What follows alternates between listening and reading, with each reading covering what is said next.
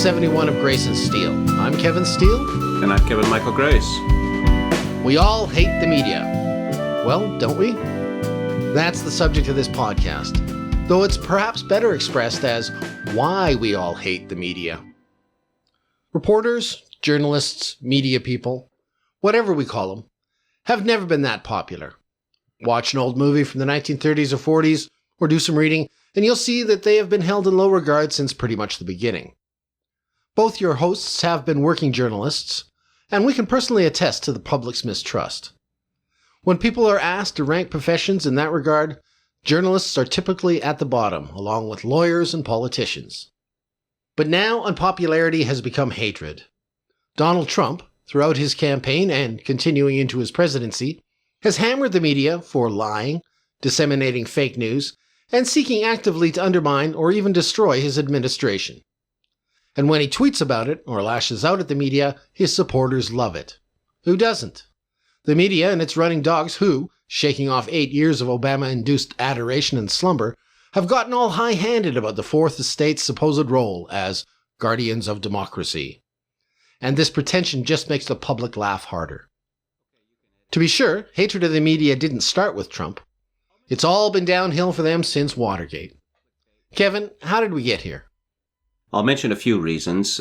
The rise of clickbait and fake news, the feminization of the media, the fracturing of the audience, and we'll talk about them in turn. But first, I think most important is the media has lost track of what its purpose is. Now, G.K. Chesterton, who was not only a novelist and a poet, he was a working journalist for decades in Fleet Street and was often a crusading or muckraking journalist.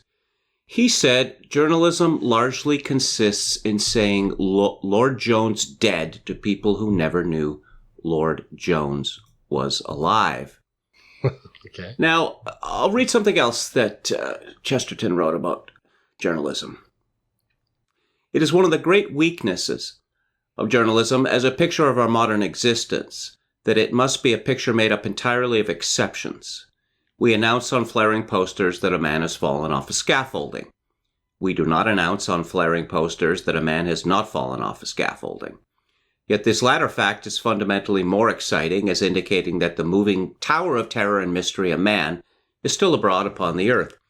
That the man has not fallen off a scaffolding is really more sensational, and it is also some thousands times more common. But journalism cannot reasonably be expected thus to insist upon the permanent miracles.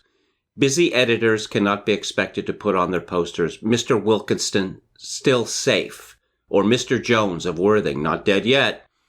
They cannot announce the happiness of mankind at all. They cannot describe all the forks that are not stolen or all the marriages that are not judiciously dissolved. Hence the complex picture they give of life is of necessity fallacious. They can only represent what is unusual. However democratic they may be, they are only concerned with the minority. And this gets to the heart of the problem with the media, is that they don't understand that their primary purpose is to divert and amuse. That doesn't sound very noble, I suppose. Especially after Watergate, when, the calling was considered so noble. The exposing of the treacherous deeds of the elite. There were several movies after Watergate, of course. Hollywood glamorized journalists in, what was that Jane Fonda film about the meltdown?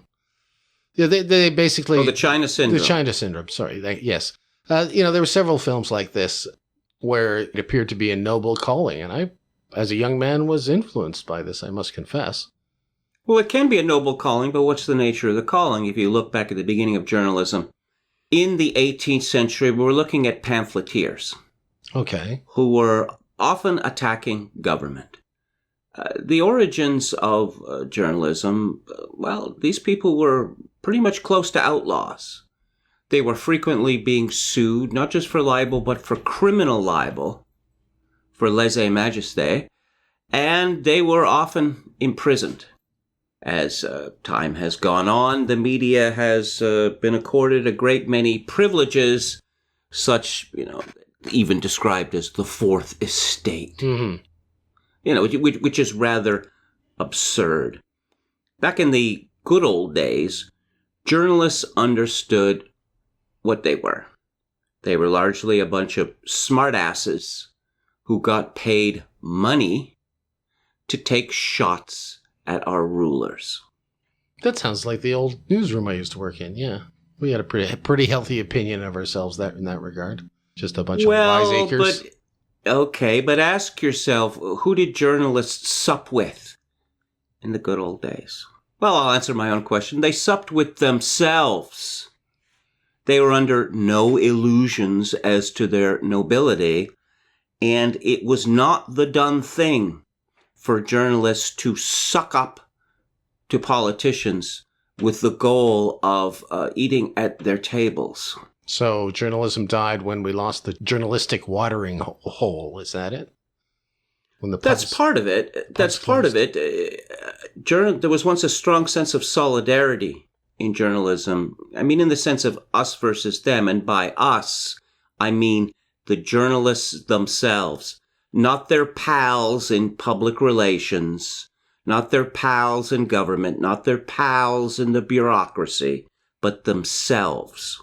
Mm-hmm.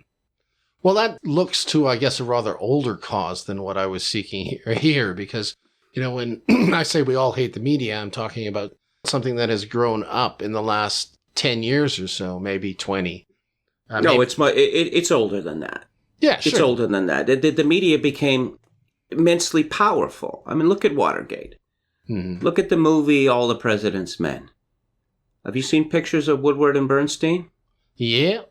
Do they look like Robert Redford and Dustin Hoffman? Oh, my God. No. Now that you mention it. No, they do not. But this idea, journalism was just the best job in the world because you got to bring down the President of the United States. And it was so exciting meeting mysterious people in parking garages. Now, you know, being in journalism has often meant meeting mysterious people in parking garages or other obscure places, but not very often. Mm-hmm. Yeah, there can be fun aspects to it, but, you know, those aspects that are fun can turn on you pretty quickly. Yeah, I know what it's like to be hated as a journalist, to walk into towns or the places where... Well, why don't you talk about your experience with Weibo Ludwig? Yeah, well, that came up when we were discussing this topic just prior to the show here. I had been covering a story up in northern Alberta that involved a family that was in conflict with the oil and gas industry and the townspeople or the rural people themselves in the area. As that story was sort of winding down, a young girl was shot on his property while some kids were stunting in a truck. Somebody shot at the truck and a girl was killed. Immediately after that, because of the stories that happened, that the coverage beforehand, the town was inundated with journalists that just went crazy all over the place. They were pounding on doors, looking for comment from anybody. I mean, it was a tiny little town of Beaver Lodge up in northwestern Alberta, and they were certainly not used to this kind of thing, and it just horrified them. I was working for a magazine that didn't look to produce copy the next day following the incident. We came out on a bi-weekly basis, so my editors took a little time deciding whether I should go. They finally sent me up there. I was up about 2 weeks after this, and I was the only journalist in town. I remember the experience of going into the local cafe, and instantly everybody recognized that I was a stranger. So they were eyeing me suspiciously, but they kept, eating their dinner and drinking their coffee. Until I took out my steno pad and pen, and the whole place went silent, and people were glaring at me. It took someone else to explain to me after this had happened why it had happened. Well, I'm going to ask you the Barbara Walters question. How did that make you feel? Paranoid. Yes.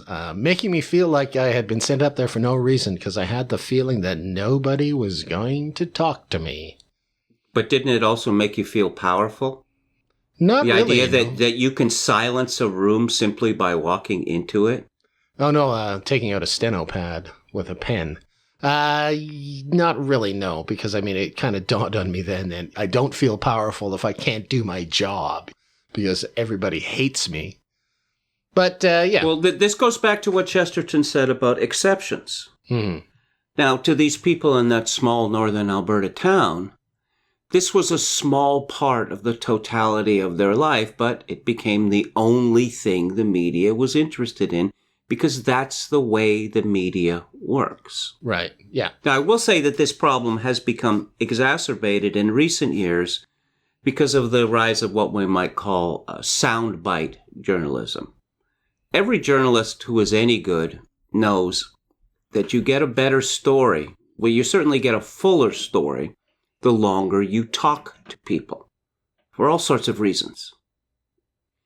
But there is so much pressure to produce stories quickly, to save money, and to, especially with the internet now, what else you got for me that's now, that there is little time accorded for people, journalists, to waste time, as it were, with people to learn about who they're talking to, in which particular place, to get into the story, as it were. But as I say, journalists have always been hated for the reasons that they concentrate on exceptions. I mean, who knows a person best? Well, the person with the most knowledge is the person himself. And then as you move out in degrees, you find people know less and less. Well, such that, I mean, it's terribly unfair. But if such and such a person was convicted of such and such a thing, or even accused of such and such a thing, to most people who've ever heard of you, that's what comes to mind, and that's how they define you. Mm-hmm. Well, a lot has changed, though, since then. And in thinking about what happened with that story, I'm wondering how many news organizations would just sort of stand around with their thumbs up their butt waiting for somebody else to cover it so they can just rewrite the copy. It's like that now. They maybe rely on the people up there to send in a video of something, or one organization might send somebody up there, Canadian Press, perhaps, and everybody just rewrite what they've done. Because things have got so tight. The rewrite problem is absolutely huge. Yeah. That you see the media, for reasons that it loves big government, it loves globalism, but also because now it's mean and cheap and harried. Its role largely is to rewrite government or corporate press releases. That's right. Or to show YouTube videos, or videos sent in by their viewers. Or embed tweets. Let's not forget about that. Oh, yeah. They sometimes, they'll scalp tweets now from people and use them as quotes in a story. I've seen that happen already. That's been remarked upon already on the alt-right. That's for sure. So, I mean, that's a shrinking of journalism. Let's mention something else that's happened in journalism. There used to be a rule, it wasn't an iron law, that once you left journalism for public relations or for government, you did not come back. Mm-hmm. You did not come back because you'd been tainted. How could you be expected to be trusted in any way if you were identified with PR spivery or with government? It is now routine for people to go from journalism to government to public relations, back and forth. And I've noticed in my own country of Canada that opinion journalism now seems to be largely dominated by PR spivs. Yeah, and I true. suspect, I don't know this for a fact, but I suspect it's because they're not paid for their columns, because it's considered publicity for their agencies. Yeah, that's the secretly sponsored journalism we covered in a previous show, for sure. There's also, I'll add in here, of course, we saw tremendous ties between PR spivs and the Obama White House as well. There were ties between major media organizations through marriage in the White House. So I think that eroded trust an awful lot when people started seeing that creeping up. And I think that was just a part of this whole general tendency to be able to move back and forth between public relations and the media. So, Well, I got to mention something else that's very important in this regard. The rise of so-called impartial media. Journalism began with pamphleteers. Newspapers were founded, and newspapers were identified largely with political parties or with causes. Now, Henry Luce, the man who revolutionized American and world media, his publications, beginning with Time magazine, did not have bylines. And they were, the stories were written and edited very carefully to provide a presumably impartial view of the subject. Now, impartiality, of course, is not possible. But this idea that journalists were impartial arbiters of the truth, it became a dogma with them. Now, there is something to be said for impartial journalism. I'll just mention that Kevin and I both worked for the same magazine, and it was impartial, but it wasn't impartial. The magazine had a view on every conceivable issue, and if we didn't have a view about what we were writing out, well, one would be hashed out by the editors. But there were certain rules. The rules are that we were not allowed to engage in selective quotation of subjects in order to make them ridiculous or to, in effect, torpedo their own position. And the stories were written and edited in such a way that it was left up to the reader himself to come to the right conclusion. We weren't going to bash you over the head with this. Now, these rules were broken, but the magazine stuck to this for the most part. But the problem with this idea of impartiality is that when you look at a media where, more than 90% of its members in the United States vote for the Democratic Party, we can get the exact figures for links, but there's no question of impartiality.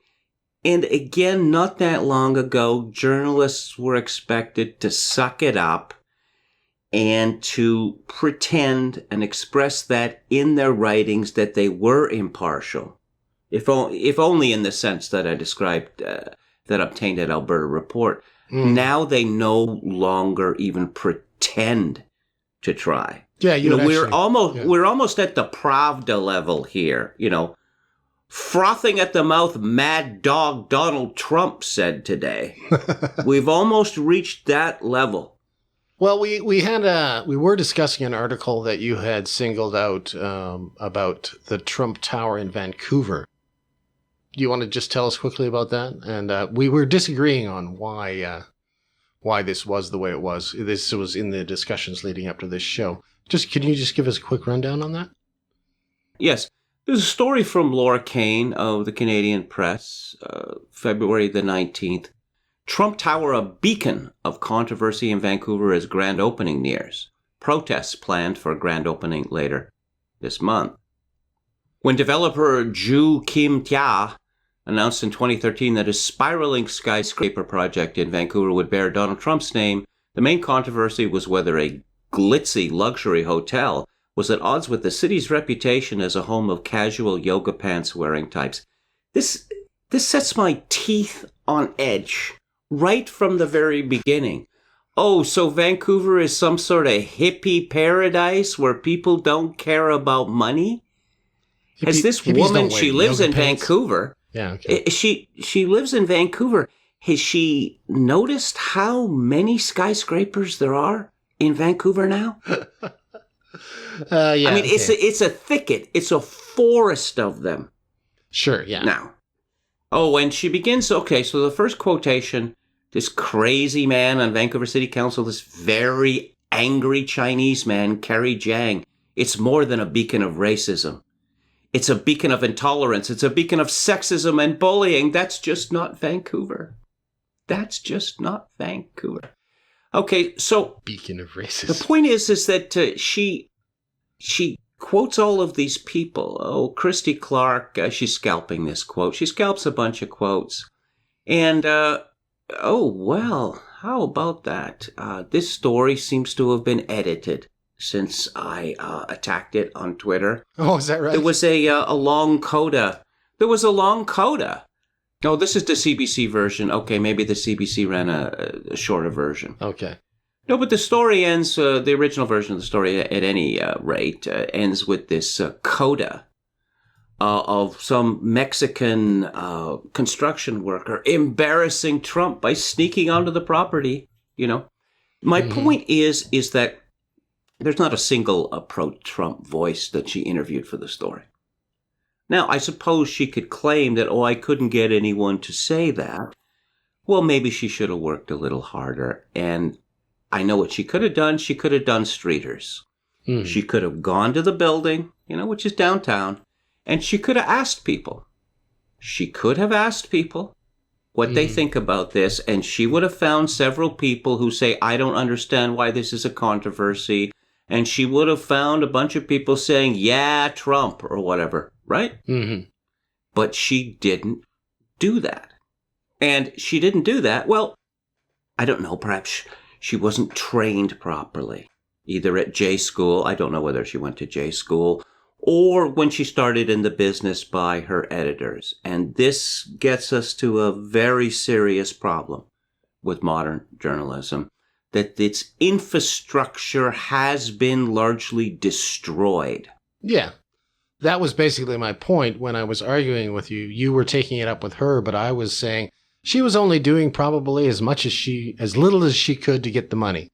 We had both been journalists. We've both done freelance. Can't say that journalists are the most hardest working people.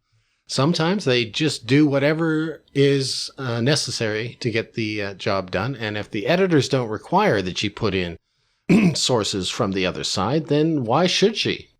Why should she? Well, because that is one of the hallmarks of so-called impartial journalism as opposed to advocacy journalism. But it's the editors, the infrastructure that you're focusing in on now. That's the point, and I just wanted to emphasize that. You're right.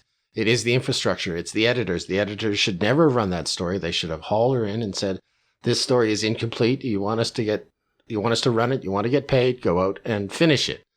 But they didn't. They slapped it up. No, and there's several reasons for that. One of which is their bias. Sure. But another reason, perhaps equally or more important, is that there aren't very many editors left.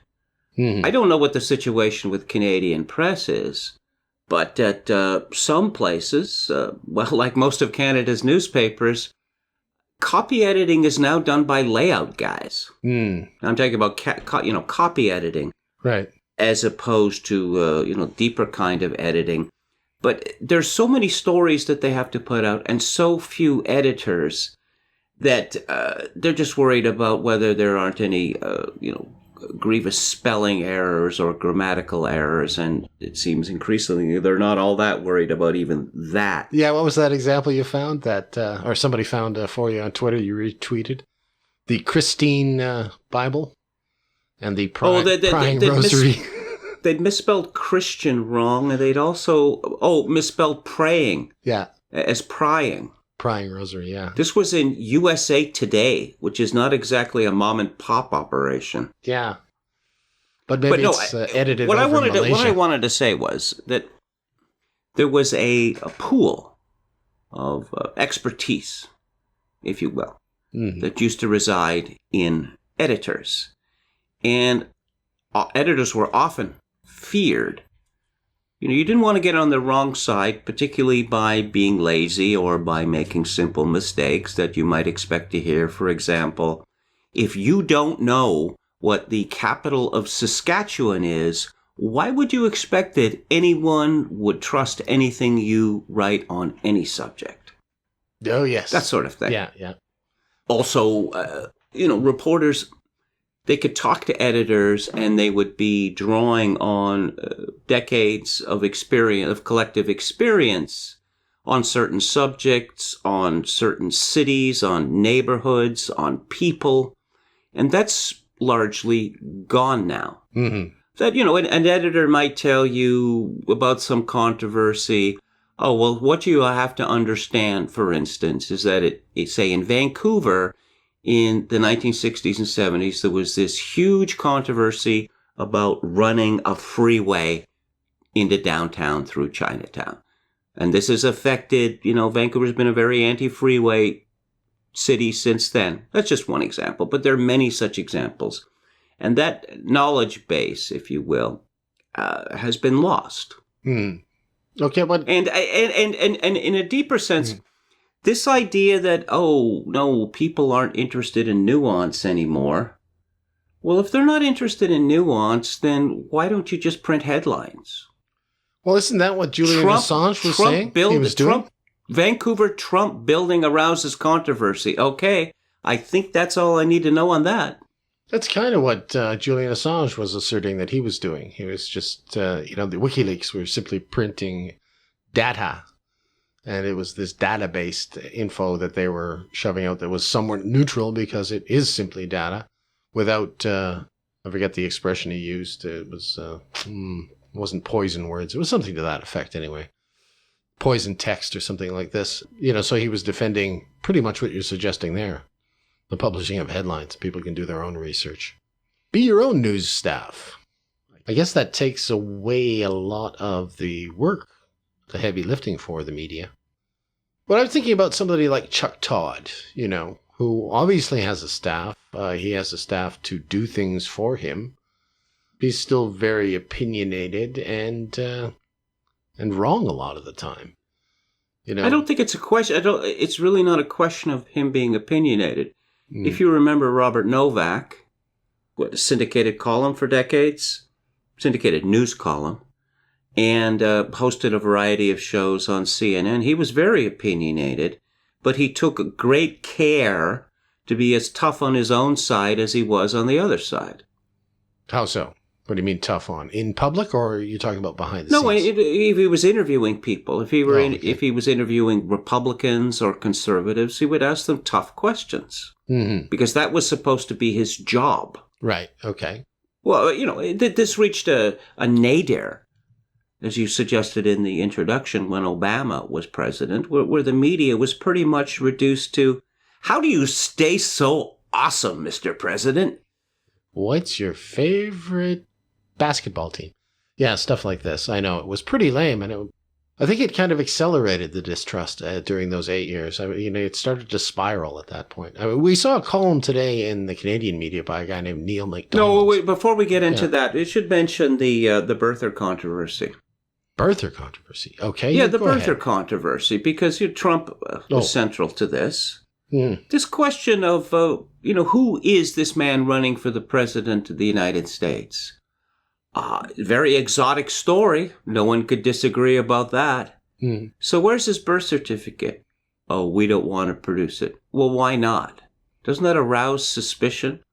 I mean, it is a fact that we did not know Barack's full legal name, which is Barack Hussein Obama II, until 2008. And, okay, if this isn't an issue, simply release the birth certificate. How hard can that be? Now, I don't want to go into what happened because it's complicated, and the question of whether the birth certificate was ever, in fact, released. But this is a controversy. Yes, this is a controversy that could have been dispelled very early on. And it seems to me the reason for that is the media decided to collude with the Obama campaign in order to make any criticism of him seem xenophobic or, dare I say it, racist. Okay, so what is the nature of this collusion in your opinion, though? I mean, this seems to me a different issue. This is deep state stuff at this point. The collusion is at the very highest levels. It filters down to the people down below, and they become afraid for their jobs, and nothing gets reported on. That's different than, I think, some of the issues. Well, no, I mean, you're getting people on board here. You're establishing a narrative that only rednecks and tinfoil hat people are interested in this question. Now, there's the possibility you have to round people up and establish the narrative, because there was the possibility this story could have gotten away from them. To wit, people saying, Just release the bloody birth certificate and then it won't be an issue. Mm-hmm. But that's not how it played out, is it? Right, yeah. Well, actually, you've touched on something very important there. I think it's been a theme throughout our podcast, is this whole idea of the creation of the narrative. Their inability to create or sustain the narrative, that's really the reason for the distrust, and probably the reason for the acceleration of the hatred of the media. Why we all hate it now is because their narratives, we can see them starting and we can blow them up in relatively short order. But narratives aren't the problem. Mm. The problem is conflating a narrative with, quote, the truth, unquote. You mean lying? Yes, well... Well, no, I mean, this question... Narrative's just group lying, isn't it?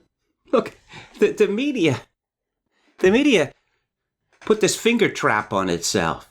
Oh, let's talk about fake news. Oh, you want to talk about fake news? You want to talk about your fake news and how long you've been doing this? Mm-hmm. Oh, no, that's not what we mean by fake news. Oh, no, here's a list of 729 ways in which Trump lied. Oh, you mean the time that he referred to a portable device as an iPod instead of a BlackBerry? That lie? Mm. Yeah, okay. That's former Glee Club member Dennis Dale type stuff from the not Canadian... Dennis Dale, not Dennis Dale. Sorry. Daniel Dale. Daniel Dale, sorry. yes. My apologies to Dennis Dale. Former Glee cast member Daniel Dale of the Toronto Star. Yeah. Now, so we want to talk about Neil MacDonald. Neil MacDonald is one of Canada's best-known journalists. He is the brother of Norm MacDonald. The very famous comedian. Very funny guy, by the way. Yeah. Neil MacDonald, I have to say, is one of Canada's worst victims of Trump derangement syndrome. Leading up to the election, especially after the election, he has gone off his head. And I don't know whether this is deliberate, but the CBC recently began an opinion section on its website. And this had the private media screaming foul because the CBC provides so much free news and opinion now that the question is like, well, why do you want to pay for the other guys? I won't get into that. For our American listeners, CBC gets about $1 billion a year from the government. Okay. Yeah. Sorry, just had to put that in there. And so I'm wondering whether McDonald's has been exiled to the opinion section because their news stories are not supposed to contain opinion, but of course they do, and often blatantly so. But so Neil MacDonald has noticed what we've noticed and what everyone else has noticed. Trust in the media is sinking, and it's time to act. When anyone can be a journalist, anything can be labeled news. That's a problem. So this is what he's... You see, let's go back to the beginning of journalism again, and journalists were outlaws. Frequently at odds with the king and the aristocracy, and they often suffered, for instance, by being, imprisoned or subject to, tremendous fines, which they could not pay. Being bankrupted was common fate for journalists. And so... We was outlaws. Neil MacDonald, he wants to license journalists. Yeah. See, that way, it'll be a proper guild. A few days ago, Adam Radwanski, who's the, I believe, the son of someone very well known in Canada. That's how it works in this country. It's not what you know. Anyway, Adam Radwanski, who's with the Globe and Mail, way too much Ezra Levant in my timeline right now. Too late for this, but if everyone ignored him long enough, he'd spontaneously combust. Kelly McParland of the National Post, which is the right-wing newspaper, responded, "We should make this a national goal." My response was, I hold no brief for Ezra Levant, but your insistence that news and comment are a guild that you control explains your increasing irrelevance. There's too many freelancers.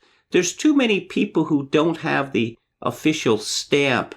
We're losing the argument from authority.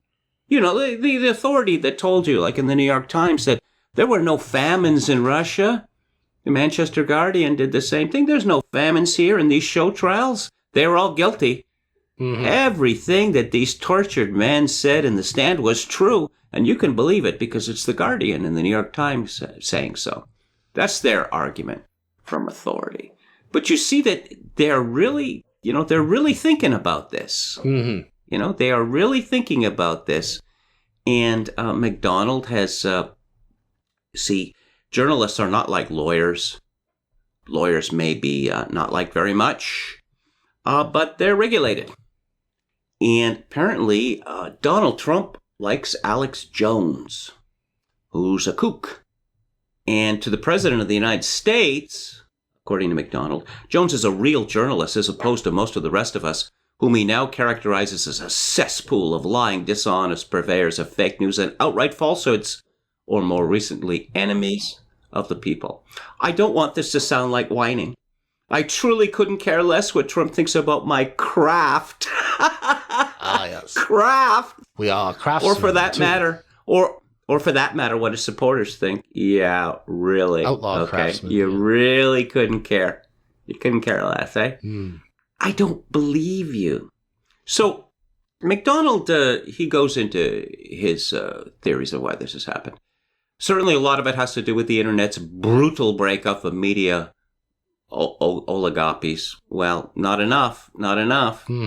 An empowerment of non-traditional actors like Alex Jones. The rise of so many fringe outlets to prominence has encouraged people to live in their own alternate realities, where they can wallow in confirmation bias and never have to listen to a single dissenting syllable. You mean like working for the CBC, Neil? Touché. However, we did have a list of some of the things that we thought were wrong with journalism. And no, but I just want to say one last thing before. The audience is one of them. Sure. He's right there. Well, one last thing before we get to this.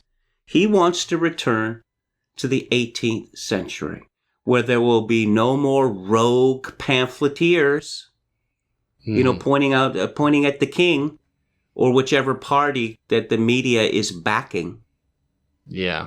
You see, they have become pretty much a partisan political party, and Trump has pointed this out, and people know it to be true, and the media is fit to burst. Yeah, well, we have in Canada something called the CRTC, which controls media simply by, licensing the stations, licensing the airwaves and the cable networks. And because of that, the news media is pretty much beholden to the government. Well, that's part of it, but there's also an organization called the Canadian Association of Broadcasters whose motto might well be, we stamp out free speech so the CRTC doesn't have to. Yeah. Well, they have parallels down in the United States of this, don't they? The FCC and things like this? It's not quite parallels as far as I understand. No, it's not quite parallel at all because they have freedom of the press in the United States guaranteed by the Constitution, and this is a serious guarantee. It's a serious guarantee. Oh, we have our wonderful Charter of Rights with its bogus guarantee of free speech. Kevin can link to some of the examples that I brought up on Twitter in the last few days with some dimwit in the media. Marr, his name is, another Irish name. Oh, we have free speech in Canada. No, we don't. I won't go into the details. It's long and depressing. But free speech guarantees are a serious business in the United States. That's the point. The FCC, they don't want, bare breasts during the Super Bowl, that sort of thing. They don't want certain words being used on certain, broadcast as opposed to cable stations. But the ability of the government to regulate the media in the United States, not much regulation.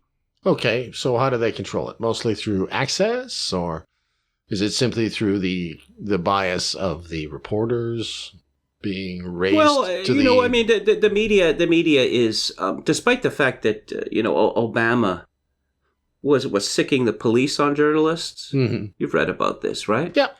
What? Having people shadowed and bugging them and all the rest of it. Well, this is question of access. That Trump is denying them access. That, oh no, you don't get to ask a question solely because you're with the Washington Post or whatever. And, I'm not going to treat you as an equal, or I'm not going to suck up to you. Now, the question of access is fascinating to me because I think that it's wildly overblown in importance.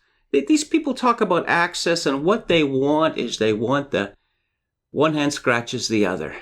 I do you a favor, you do me a favor. That's what they want. I think also part of it is star power as well.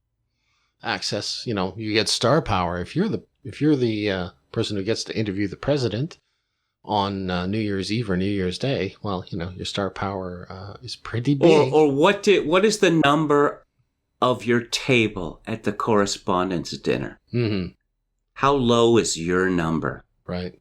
Again, this idea of being respectable, and old journalists did not want to be respectable because to the extent that they became respectable, it meant they weren't doing their jobs. Look at someone like Walter Lippmann, one of the most famous journalists in American history.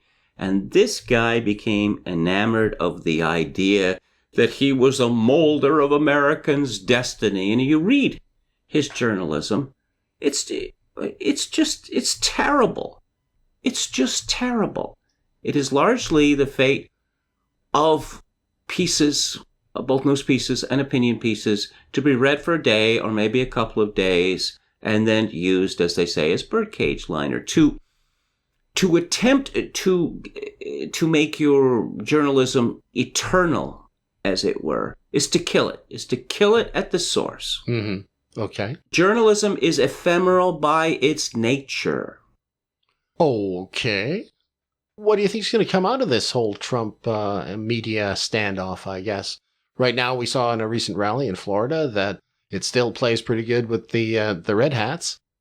Is he going to come to some kind of resolution to it? No, I think it's already come to a resolution. I mean, this already legendary press conference of last week, this fellow in Victoria, Murray Love, he came up with this wonderful analogy that these are like squabbling teenagers arguing with dad, and dad always wins. Yeah, well, we saw the BBC guy try to, stand up to dad. He wasn't really, he was trying to basically put himself on par with Trump. That didn't work very well. But you say it's resolved. Do you think that that's the resolution, is that he's just going to lecture them? I don't see that as a particularly fast resolution. Let's go back to this dad metaphor, okay? Mm. Oh, yeah, so what, do we live in a fascist dictatorship, Dad? I'm not going to live by your rules, Dad. Mm-hmm. Okay, well, then don't come to my press conferences. Oh, yeah, okay. All right. The extent to which they have revealed themselves as childish. Right. And this childishness is, shall we say, not playing well. Yeah. They don't realize this because they have lost all self-awareness. How much of this, these are supposedly the creme de la creme of the profession. How much? Oh, like Chuck Todd with his flesh-colored beard? Okay. I saw that man during the debates and an election night, and I thought, why doesn't he just, wear a big Hillary badge, or maybe have one of those dolls, those life-size dolls that could be attached to him. So it's like he's embracing Hillary. Well, I was going to look at the broader picture here. Like I say, these guys are the creme de la creme of the profession, if you can call it that, of journalists. And, younger people seeing them acting this way, does it have an effect? Are they contributing, I guess, to the demise of, or the problem of poor journalism by their actions at these press conferences, for instance? The fact that they're not correcting their behavior seems to me that, this is influencing the next generation poorly. That's all. Well, no, this idea that they're somehow equal or superior, that they have taken. Actually, they've run with this idea since November the 8th that, no, we're really in charge. And the only question is, how much power are we going to let Trump have? They actually believe this, but we were going to get into some other factors here. That's right, yeah. We'll start with the rise of clickbait and fake news. Mm-hmm. You want to know that one? Well, there's several reasons for this. The first of which is, I don't know, when? Since the 1980s, certainly since the 1990s, the newspaper business and the magazine business, they realized that the kids weren't getting the newspaper habit. Now, it used to be that everyone read newspapers. Everyone read newspapers, from the CEO to the guy going to his construction job. Often they would be reading different things in the newspapers, but everyone read a newspaper in the morning. Now, this began to die out for several reasons, one of which would be the atomization of society and the fracturing of the audience that we spoke of in our Why is Pop Music So Bad podcast. Right. But Same thing. Yeah. So the media's been sucking up to the kids. And so what is it that kids want? Well, I don't know. They want stories about Taylor Swift. They want gossip. They want fluff. They want listicles. Because, let's make it real simple for people. They want headlines and subheads that pretty much tell you, well, you don't need to read the story after reading the head and the sub. So they have made themselves more childish. But this is also involved with the destruction of the infrastructure that I talked about earlier. They have a lot less money and a lot fewer bodies. And so clickbait is easy to write. It's ill paid, but the media has been filling up with these people. Everyone's a writer, right? Everyone is a writer, with the result that I know that in this country, who's been hired by the National Post and other papers in the last few years? They are recent university graduates, often right out of university. And typically they're paid about $2,000 a month and expected to work themselves to death. And when you're working yourselves to death, there is no time for thought. There's no time for thought. It's just crank it out, crank it out, crank it out. This has also been made worse by habits in J school. I found out to my great surprise years ago that the Columbia School of Journalism, probably the most prestigious in the world, that their model of journalism is that, I don't know, like an asteroid's going to hit the Earth in 4 hours. And how many stories can we get out before that happens? It's just like rush. But no, I need time to think about this. You don't have the time. Yeah, I understand that. But, you also don't have the time to, talk to anybody and find out what the real story is. And that's the real problem. It's not the fact that the rush. I mean, I don't know what it was like. I get a lot of my impressions of what journalism used to be like back in the day from movies. But, it seems like they were always rushing around. And you see the herd of journalists in the movies rushing to the phones, blah, blah, blah, blah. Or reporters rushing to the phones to talk to the writers and things like that. They were always in a hurry. It seems to me the problem is that they don't get out into the world and do things and see things, You had talked about that actually in our discussion prior to the show, the fact that, you'd work a certain beat, you'd, go see. Oh, well, okay. Let's talk about that. Yeah. Let's just. Journalists typically began in the provinces, as they say in England, or in small towns. And they would be assigned to the police blotter, or they'd be assigned to city council meetings. Rather dull stuff. I mean, dull in the sense of just the facts. Dog catcher stories. Yeah, and, okay, so they report that so-and-so was arrested for a double homicide. They wouldn't be advanced enough in the organization to actually get to write about the trial. But the idea is you're learning. You're learning about all sorts of things. You're learning about people. People, they come out of university now that reporters typically, they didn't have a university education. Many of them didn't have a high school education. And that was not a bar. But, now they're supposed to be credentialized. And they're callow. This is a problem with the media. It's not just that they're young, it's just that they don't know much about the world. And they don't seem to be particularly interested in learning much about the world. They know what's what. and it's not like anyone is going to challenge them. Now, just to give you an example, you've had heartrending stories about the poor, pretty much from the beginning of journalism. Now, it's all very well to sit in an office and write a heartrending story about the poor. To actually go out among the poor then and now is a very different experience, often a harrowing experience. Yeah. And it's because you learn that many of these people are not particularly pleasant people, and you often have the feeling, well, given the way that they spend their money, well, of course they're poor. These sorts of questions. Mm-hmm. Just to, I think we should just go back to what you were talking about, that Trump story. When you criticized that girl, that is the Trump Tower story in Vancouver. When you criticized that writer, she basically just blocked you. She couldn't take any criticism, it seemed. That's right. That's what we unfortunately are running into. People that can't be challenged. And if you can't be challenged, you're not going to expand your experience any. This is, again, editors don't seem to be demanding it. I can't put all the blame on the young Well, people. I'm looking at her, and she is a 20-something woman with problem glasses. They all seem to be 20-something women with problem glasses now. Mm-hmm. Now, kind of makes me wish we had a newsroom to go to. I don't want this to be. I don't want this to be seen as an attack on youth because I'm old. It's not. Yeah. There are certain disadvantages of youth, the callousness and lack of experience, but there's a tremendous advantage to youth, which is, for want of a better phrase, I will say, actually caring about things. Mm-hmm.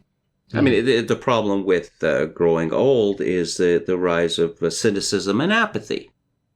And young people typically don't have this. But I just wanted to, it just reminded me of something that Neil MacDonald trying to keep up with the kiddies, right? Right.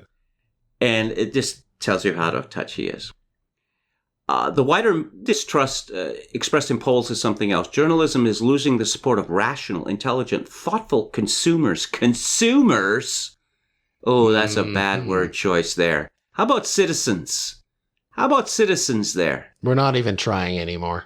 And that is a serious threat. Recapturing it probably means a little less snark. Millennials, especially, seem to loathe snark and smug.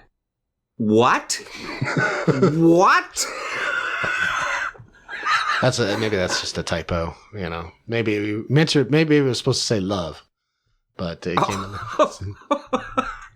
I don't know. I mean, I see a lot. Snark and smug have pretty much become the lingua franca of millennials. Mm-hmm. Yeah. Yes, indeed. But no, see, the rise of clickbait and fake news, it brings about a vicious cycle. That people notice, even if they can't speak to it directly, that the quality produced by the media, both broadcast and print, has declined greatly. They have falling revenues. Right, yeah. Subscription revenue and advertising revenues. So what did they do? They fire people. And the response to that is more clickbait and fake news, which makes things worse, and people notice it, and so less money. It's a vicious cycle. And in Canada here, I don't know what.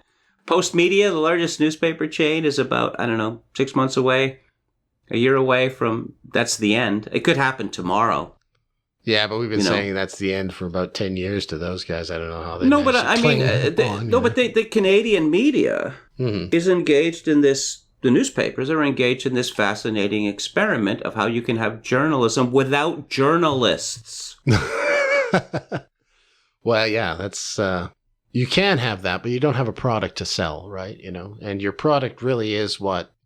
The reliability of your news, I suppose. That's, I guess. Well, we went through this at Alberta Report. That let's make the magazine worse physically, moving to cheaper stock. Let's have fewer color photographs. The stock got to be really sketchy by the end there. I was expecting to pick out huge chunks of wood from it, Oh, then they reversed that for for the very end, but yeah, and the editing, the editing got worse because there was less time, more stories. And the first time I got laid off there, Kevin, the first time I got laid off there, they laid off all the reporters and turned all the editors into reporters. That was the first stage of death. Yeah. So the product gets worse and we're losing money. So what do? We make the product worse to save money. And wonder why people aren't buying. Yeah. Mm-hmm. Yeah. It was a death spiral. This is universal. I mean, you look at the Daily Mail website, which is really a marvel. Now, there's all manner of errors on that, but I'm not really going to complain that much because I look at it and I think, how many stories are they publishing? How many hundreds of stories are they publishing each day? Yeah, they do manage to do that. And they're constantly updating stories, and the stories every story now seems to have a dozen or more photographs in it.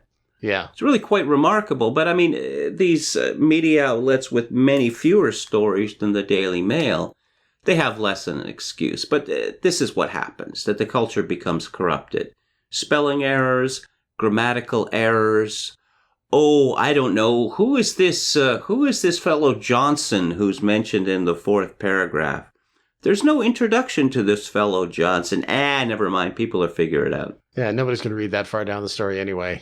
It's all right, But let's talk about the feminization of the media. Media used to be a guy thing. You can see it in the. There were a lot of. It wasn't one of the heavy lifting professions, so there were female writers. It wasn't a huge amount. Until it was rare in the 1950s and the 1960s. It was rare. This did not really become. It was not common for women to be in journalism until I would say the 1980s. Okay. Big and hair, these old pads. school women. These old school women, they were tough broads, okay? And I mean that in an admiring sense. Yeah. No, that's true. No one was, they were pushovers for nobody. There was a tremendous prejudice against women in the media, and they had to work that much harder. Now it's the reverse. The media seems to think, and the print media, I find this hilarious, that, ooh, look, there's a woman in their 20s, and here's a head and shoulders shot. So people who read this are going to imagine themselves having a relationship with this woman, which means they're going to read her copy. Is that how it's supposed to work? This isn't like being on television.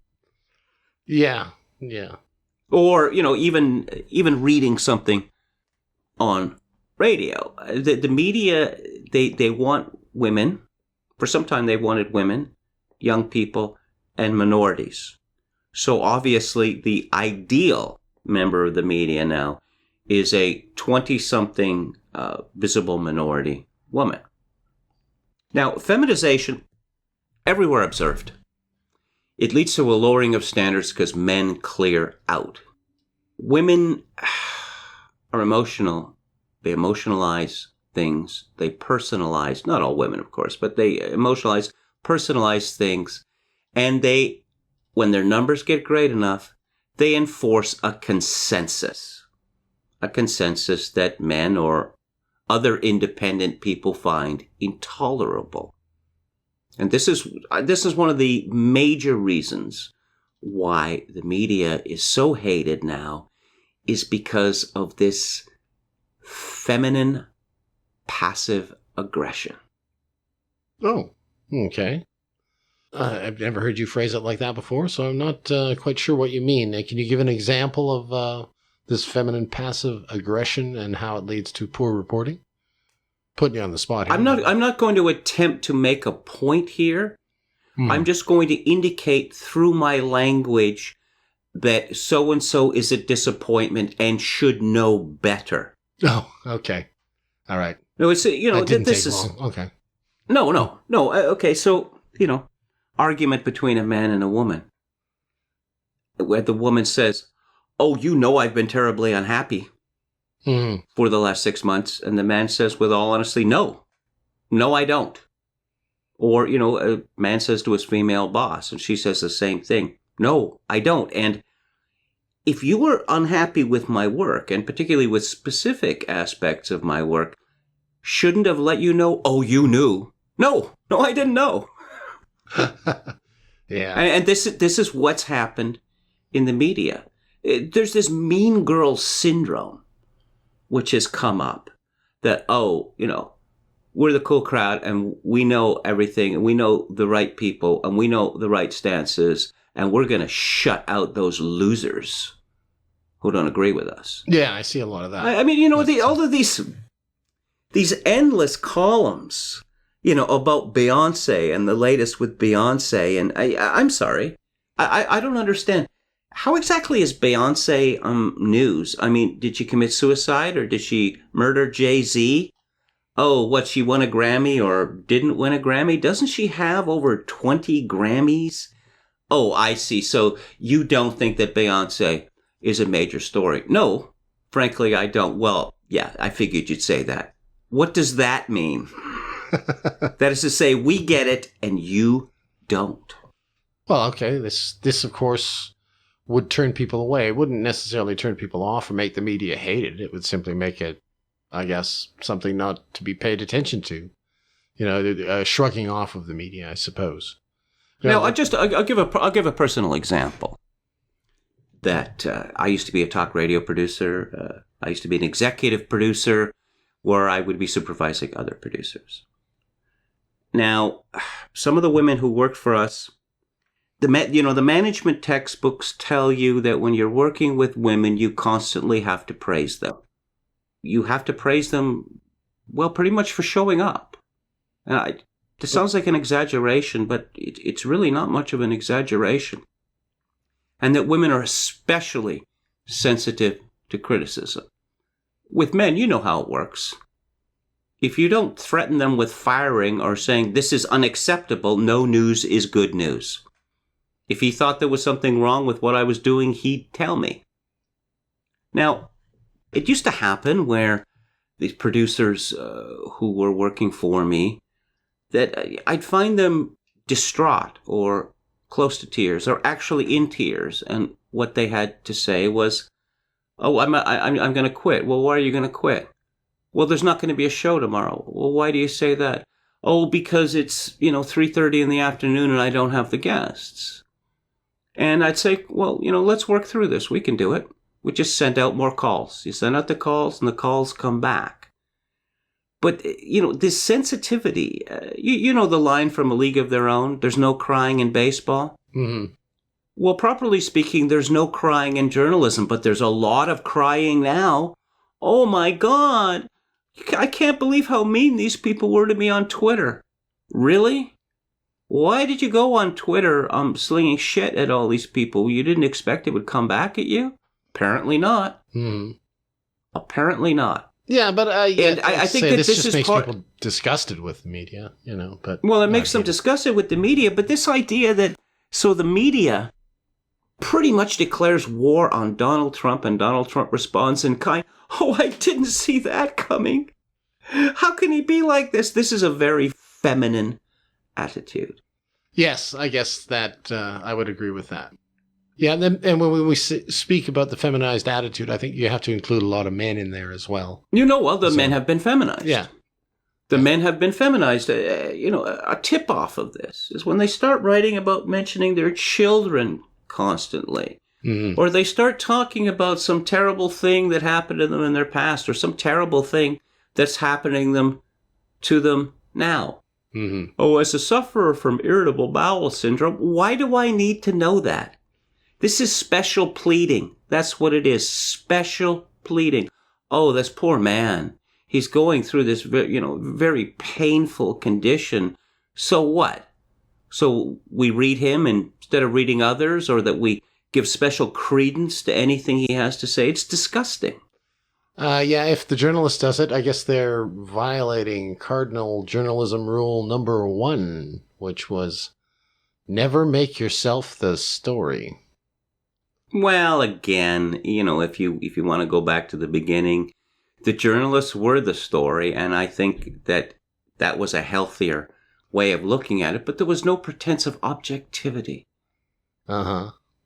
Well, I'm not sure what when I was taught you don't make yourself the story, I mean, that was basically you don't make special pleading about issues that would advantage you, Well, there's different ways of making yourself part of the story.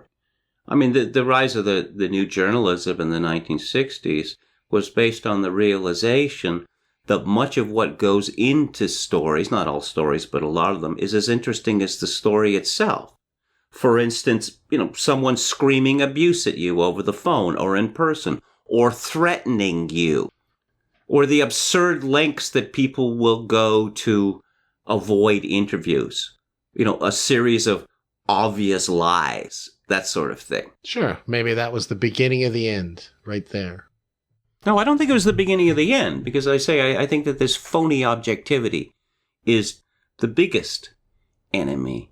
But, these so many of these journalists identify themselves with la résistance. Sure, and I'm thinking, so you're saying that's healthy? Would members of la résistance break down in tears because Marshal Pétain said something mean about them?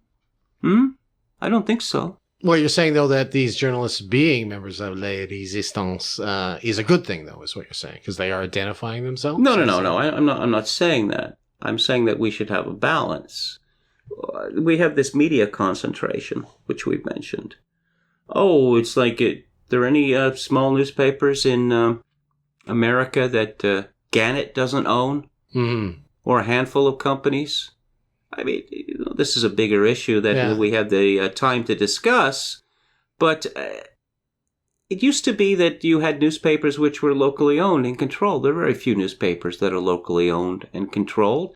So the word comes from New York or whatever, or Toronto. This is the line. Right. Yeah, but that's not the way that people feel about it here. Well, I don't care how people feel about it here. This is how they feel about it in the front office. Yeah. No, that's a huge issue, and perhaps another episode in itself on trust busting, not only in the media, but corporations throughout the world, at least starting in America. Oh, well, I'll just mention one last thing. How important advertising is. That, I see, so CNN is not in any way allied with the interests of its multinational advertisers? Yeah, pull the other one. It's got bells on. Ooh, can of worms open there. A little late, though, at this point, because we are hitting the end of our show. Anything else you want to finish off on before I call it into this episode? This is going to get funnier and funnier. They don't get the joke, and to me, the media, that is, there is nothing funnier than someone who doesn't get the joke. Yes, and as I said some time ago in another podcast, it's a great time not to be a journalist. You know that saying? I believe it's a Southern American saying, hold my beer. Is that like pull my finger? No, what? No. Okay. Hold my beer. For instance, hold my beer because I'm going to do something stupid. Oh, I see. That in these stories often leads to grotesque physical injury. Yeah, okay. Or embarrassment. Right, yeah. And the media has reached the hold my beer stage. Okay. Maybe that's what we should have titled this thing. Good line. Okay. With that, we're going to call an end to episode 71 of Grace and Steel. I'm Kevin Steele. And I'm Kevin Michael Grace.